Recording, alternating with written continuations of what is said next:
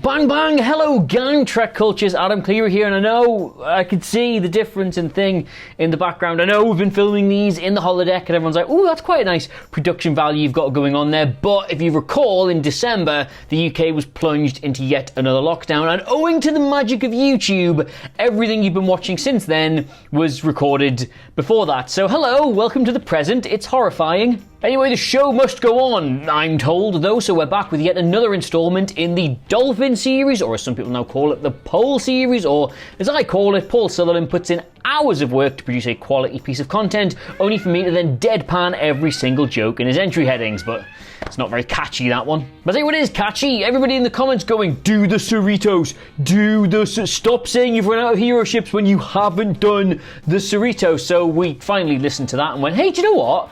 We haven't done the Cerritos. And it was a good laugh, wasn't it? Lower Decks, which we've only just watched here in the UK because we absolutely did not have a workaround for when it wasn't available in this country. Only just seen it, really good. I can see what all the fuss was about now. All those ups and downs we did, we were guessing. So that's quite fortunate we just got it all right. Anyway, though, catching my back to when they first revealed the ship, and you will recall everybody saying, hang on, is this a new ship for Star Trek, or is it a promotional garden table released to tie in with one of the Next Generation movies? And do you know what?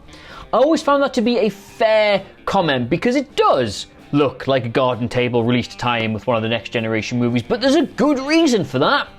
It was supposed to. Alright, well, not a garden table specifically. I'm kind of getting off topic with all of this. It was supposed to hark back to the Next Generation era of the design. You can see that in the nacelles, you can see that in the saucer, you can definitely see that in the deflector dish. And the reason it looks like a garden table is because it's not supposed to look like a hot rod or have sleek, nice, clean lines. This was a support ship, not one of its flagships. It was meant to have a bit of a, I don't want to call it janky, but certainly an awkward feel to it. Of course, most of you already knew that though, and indeed the entire premise of this show is that I tell you things that you don't already know, so we'll just start from there. My name is Adam Cleary, and these are 10 secrets of the USS Cerritos you need to know desperately.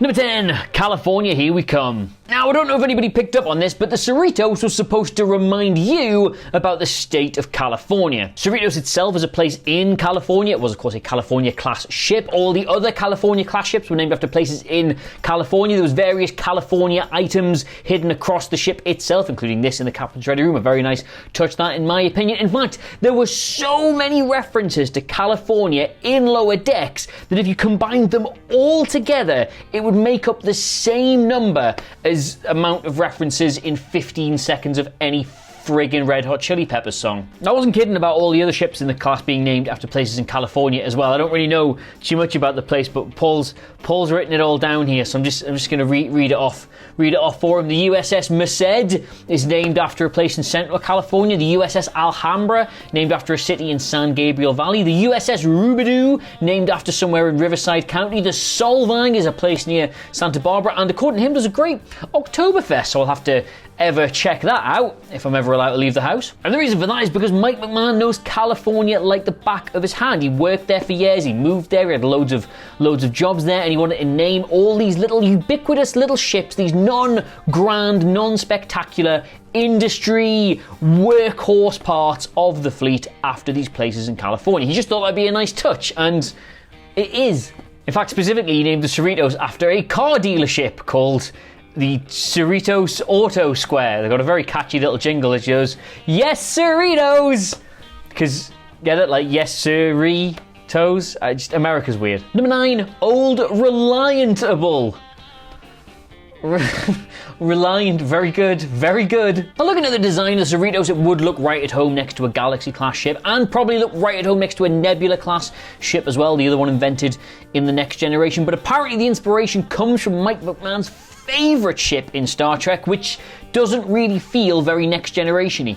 We've given it away with the title of this, but it was the USS Reliant from Star Trek II, The Wrath of Khan, and of course later seen in other series of Star Trek. He loved that one, and he kind of wanted the Cerritos to look a bit like it. And the mad thing is, despite the fact that the Reliant is kind of like the opposite of the classic Star Trek design, that the nacelles are below and it's kind of all very compact instead of long and sleek, it has actually gone on to inspire a lot of different ships in the franchise. Apparently the Nebula class took its inspiration from there. Originally the Malachowski class we saw in Discovery took a page from its book, and even the USS Shenzhou itself was supposed to look like the Reliant. So even though it's traditionally not a very Star Trek shape, it is kind of the Star Trek shape. I mean, that said though, the saucer section and the deflector dish are clearly just Control-C, Control-V from the Enterprise D itself, so you can see all the different elements combining for that one. Number 8, live and let livery.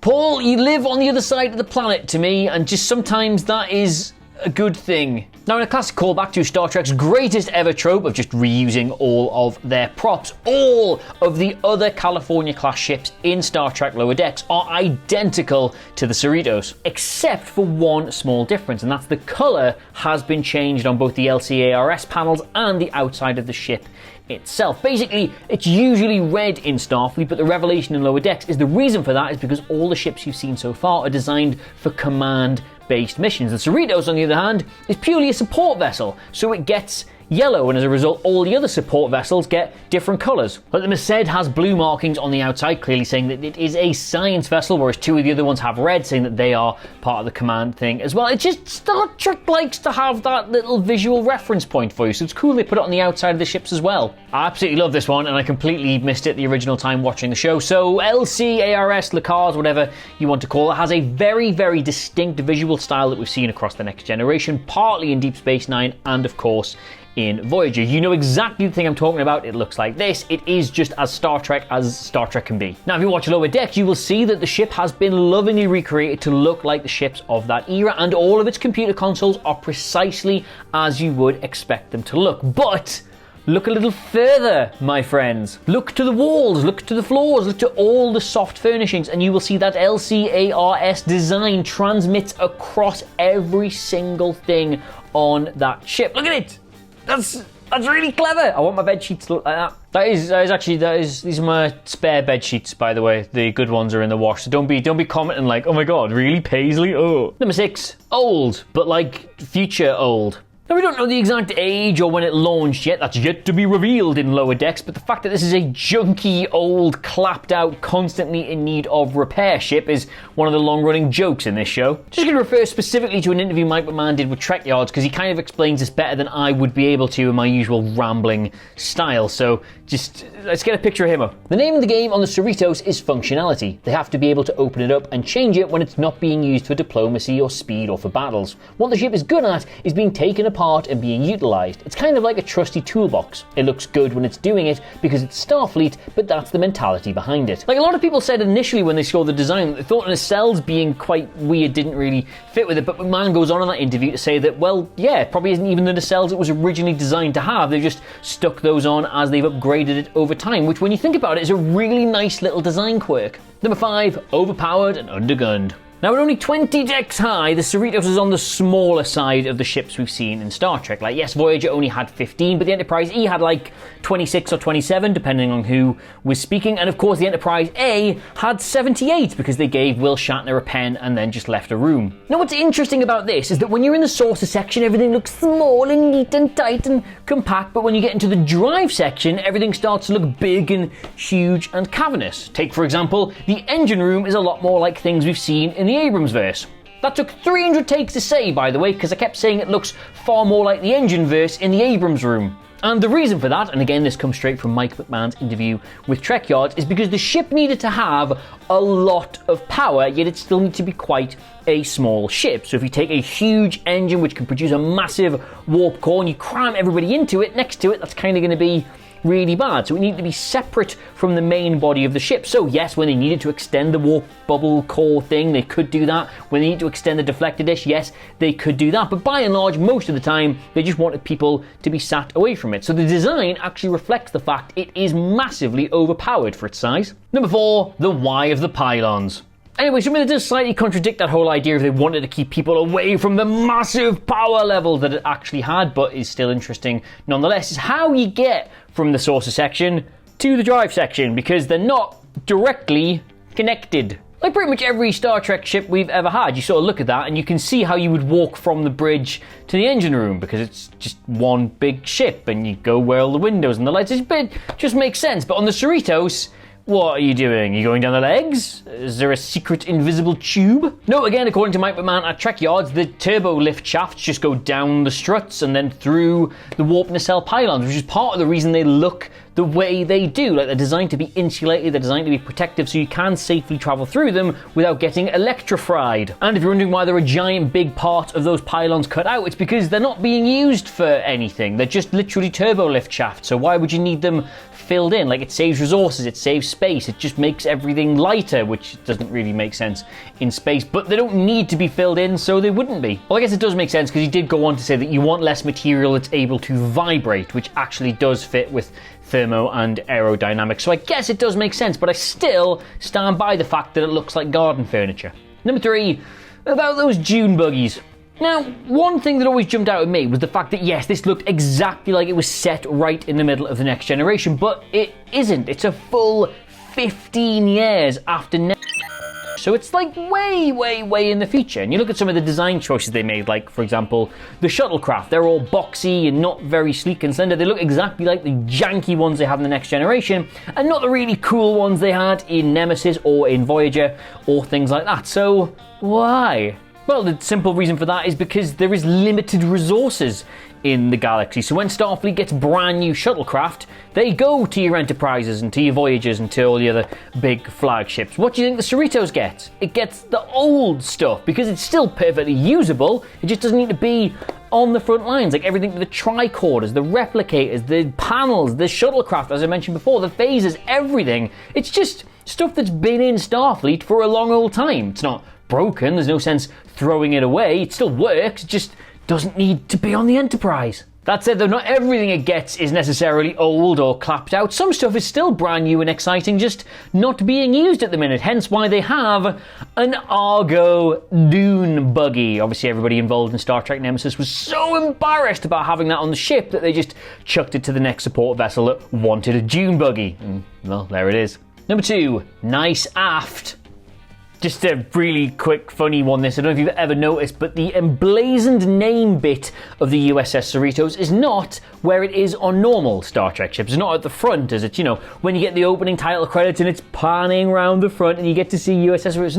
Not there, is it? It's on the back of the ship, which is, when you think about it, a really weird place to put it. Reason for that is because, by and large, most people seeing the Cerritos up close aren't going to be in some kind of performative space. They're not going to be glaring at it and marveling at its wonder. They're going to be getting towed by it. Yep, the majority of times people will need to see the registry and name of that ship is because they're getting towed along by it in a pinch. So they put the registry on the back so that they can see that.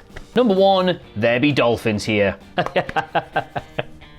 Oh, it's the best. Generally, when I heard they were doing Lower Decks, and of course, when you do something animated, all of a sudden, budget is not a problem. You haven't got to think about making sets. You haven't got to think about practicalities. You haven't got to think about what you really can do with the show, and instead just do whatever the hell you want to do. That's what I was thinking about. And so, of course, my first thought was Cetacean Ops. Now, for those of you who are brand new here, Cetacean Ops is part of the Enterprise D, where dolphins, yes, actual dolphins, serve in Starfleet to help with complex navigational and mathematical problems. Like, they solve them because they think in three-dimensional space and they're incredibly intelligent. And it was written into the very fabric of Star Trek The Next Generation, but never used because, again, real-life show, how do you make an entire room full of dolphins? And I say room, it was like 3 decks high. It was referenced in yesterday's Enterprise. Geordi LaForge asked somebody if they have seen the dolphins in another episode, but we never got to see it, and yet we still haven't seen it, even on a show where they just have to draw it. But I am very pleased to report that, speaking to Will Wheaton, yes, that Will Wheaton of the Ready Room, Mike McMahon confirmed that there is a Cetacean Ops aboard the USS Cerritos. They just haven't showed it to us yet. They are not promising, but they are hopeful that sometime in Season 2, we will get to see that. And by we, I mean me. Flippers crossed.